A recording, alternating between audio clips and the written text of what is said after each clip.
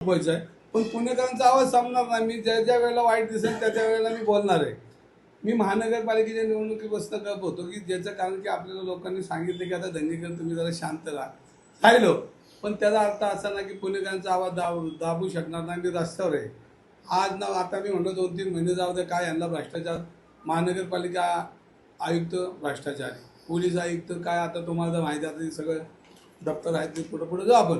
म्हणजे यांनी सगळं संगत माताने पुणेकर लोटायचं काम केलं. आत्महत्या झाल्यावरती तुमच्यावरती गुन्हा दाखल करण्यात आला.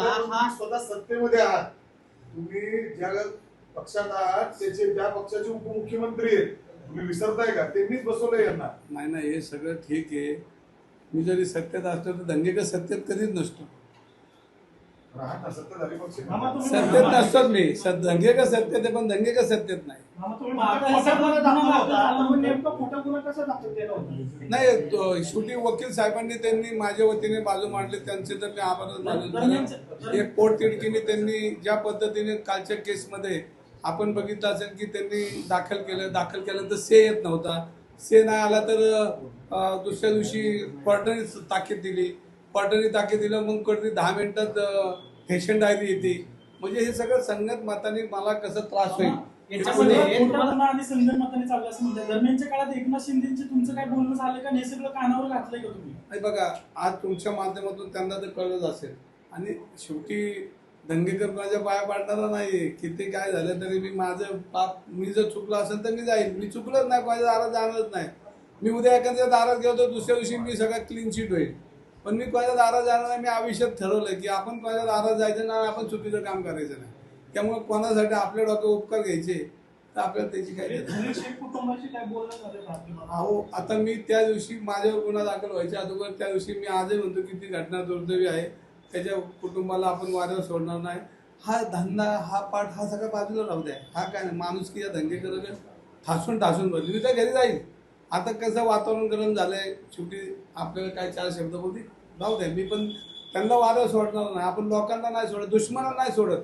एखाद्या घरावर हल्ला झाला तर आपण स्वतः पुढे जातो, धामीसारखं उभं राहतो. त्याच्या घरावर बी आज जे बेतलंय तर त्यासाठी आपण जाणार आहे.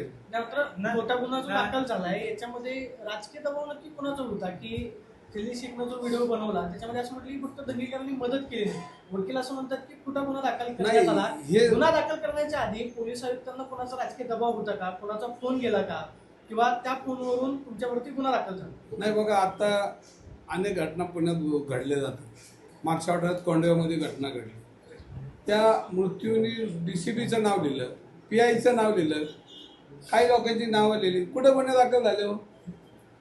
त्यांनी तर नावं लिहिली होती. तुम्हाला माहिती कोंडव्याला मागच्या आठवड्यात तो प्रकार झाला. DCPचं नाव लिहिलं तरी त्यावर गुन्हा नाही. आणि दंगेकरचा संबंध नाही. मी तिथं पार्टनर नाही. बरं ठीक आहे, माझी पत्नी. पण आम्ही 2015ला ह्याचा राजीनामा दिला किंवा ह्याच्यातून बाहेर पडलो. पण नुसतंच बाहेर नाही पडलो की ह्याची बघा, भागीदार संस्थेचं कर्ज सुद्धा आम्ही अंगावर घेतलं. माझा स्वतःचं घर त्याच्यासाठी घाण आहे आणि आम्ही त्याची जबाबदारी घेतली की ह्यातनं आपण बाहेर पडू. आपल्यामुळे जरी लोकांना त्रास होतोय त्या प्रोजेक्टमधनं आम्ही बाहेर पडलो. पण कर्ज घेऊन बाहेर पडलो, नापा घेऊन बाहेर नाही पडलो, कर्ज घेऊन बाहेर पडलो. माझा स्वतःचा फ्लॅट घाण आहे आणि माझ्या मित्रांना पण व्यवस्थित तो विकसन करता यावं ह्यासाठी मी बोलत होतो. पण आता ते त्यांच्या मनातला जो राग होता तो राग सगळ्यांवर काढायचा त्यांनी प्रयत्न केला. माझ्या तर प्रचंड अदृश्य शक्ती कोण आहे? नाव घेत नाही आला, गुन्हा दाखल झाला असं कोण आहे? राजकीय व्यक्ती कोण आहे?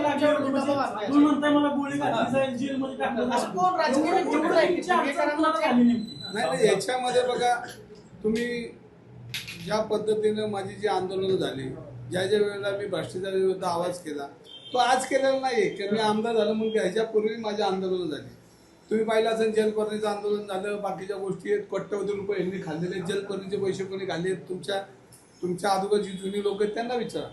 त्यासाठी जेलला गेलो मी. पण पुणेकरांचे 200-250 कोटी रुपये वाचवले ना मी. मध्ये तुम्ही पाहिलं असेल पब संस्कृती आला असेल, ललित पाटील असेल, तो पोर्शोकार असेल. आणि सातत्यानं मी पुणेकरांचा आवाज म्हणून रस्त्यावर आलेलो ना, आजही येणार आहे. पण काही पोलीस अधिकारी असतील, काहींचे हप्ते बंद होतात, काहींचे पैसे मिळत नाहीत, काही बिल्डर लोकांना चुकीची कामं करताना आमच्याकडे तक्रार. आपण लढतो, भेटतो.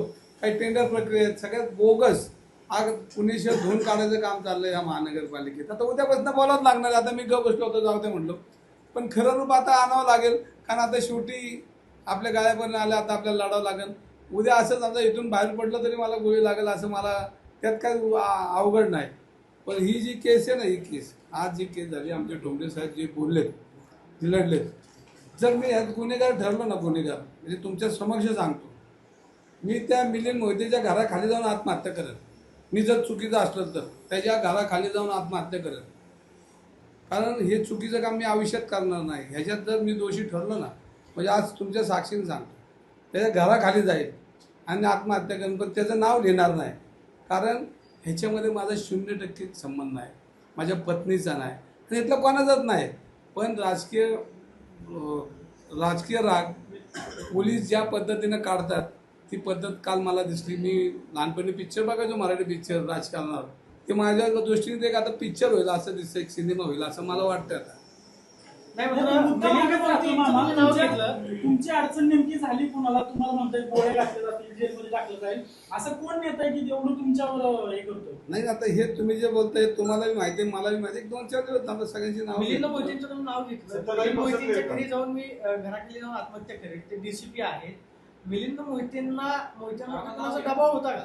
मिलिंद मोहितेंना ह्यासाठी मी आत्महत्या करेन म्हणलं. आजही परत एकदा सांगतो की मी जर चुकीचं असलं ना तर 100%, आणि मला कोर्टाने जर ह्याच्यामध्ये जर सजा दिली तर 100% करेन. कारण मी पापी आहे. पण मी नसेल तर त्याचाही जबाब विचार जाणार ना, माझी केस सुटणार. मिलिंद मोहिते आता डीसीबी आहे, आता ते काही लोक आता बघा वरून आम्हाला दबाव आहे. मग मी कायदा हा काय पप्पू नाहीये. आज गाडीवर बसवला आणि उद्या त्याला बाहेर काढला. कायदा हा कायदा आहे. कायदा आज ना उद्या त्याचं चित्र, त्याचं जे पावर तो दाखवतो. नाही तर आपल्याला काही लोकांना असं वाटतं की कायदा हा पप्पू आहे, गाडीच्या स्टेअरिंगवर बसवला आणि काढून नेला, असं नाव आहे. कायदा हा पप्पू नाही आहे. कायदा हा कायदा आहे आणि कायद्यामुळं आणि ह्याच्यामध्ये संविधान चालतं, कायदा चालतो. कायदा हा पप्पू नाही. कायदा हा तुमचा आधार आहे, सगळ्यांचा शेवटचा आधार आहे. आणि कायदा पप्पू नाही. आपण गाडीवर एखादा पप्पू ड्रायव्हर ठेवतो आणि दुसऱ्या दिवशी काढतो, तर असा विषय नाही. काय लोक म्हणतात संविधान धोक्यात आलंय ते याच्यामुळेच का? नाही, संविधान म्हणजे आता हे आपण बघतो. आता बघा, मी परत एकदा सांगतो की राजकारणात बोलायचं नाही ठेवलं, पण आता देशात चाललं ते आता काही दिवसांनी लोकांच्या घराघरात आहे. फक्त आता लोक वाट वागणार, जे चुकीचं वागतात त्यांना ठोकणार आहेत. त्याच्यामध्ये आम्ही चुकीचं वागलं तर आम्हाला बी ठोकणार आहे. आता काही दिवसांनी नेपाळ, श्रीलंका झालं तसं होणार आहे आपण. नाही, दंगेकर कधी बंद होते? दंगेकर फक्त बघत होते की काय चाललंय ते. दंगेकर सगळी दंगेकर जिथं अन्याय दिसतो तिथं दंगेकरला अजून चष्मा लागला नाही. मग दंगेकरचे डोळे सगळे चांगले. माझं वय 56 आहे, पण माझा अजून चेहऱ्यावर डोळ्यापैकी बारीक मी बघू शकतो. माझा चष्मा मोठा आहे, त्यामुळे काय अडचण नाही. सगळे जे पप्पू राजकारणात आहेत त्या पप्पूंची चर्चा माझ्याकडे आहे. मी आता त्या पप्पूकडे जरा बघतो आणि कसं काय करायचं ते बघू आता. म्हणजे पप्पू म्हणजे कुठले?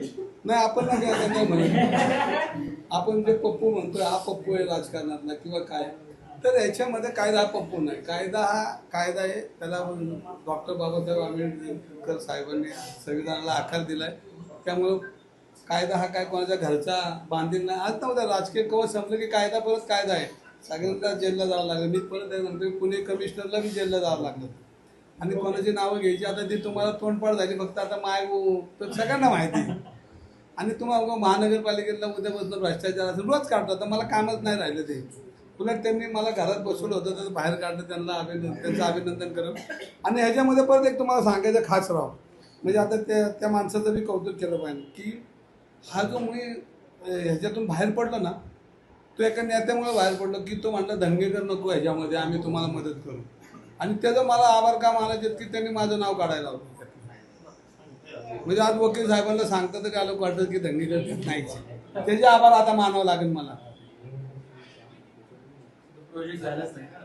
पुढे होईल नाही होईल तर आपल्या नशिबाचा भाग आहे. आणि आम्ही काय रस्त्यावर आहे का? आम्हाला काय थोडं आम्ही लोकांच्या चपातीवर तूप टाकलेलं कार्यकर्ता आहे. मी माझ्या चपातीवर मीठ असलं तरी मला चालतं. एवढं काय भारी राहतो असं.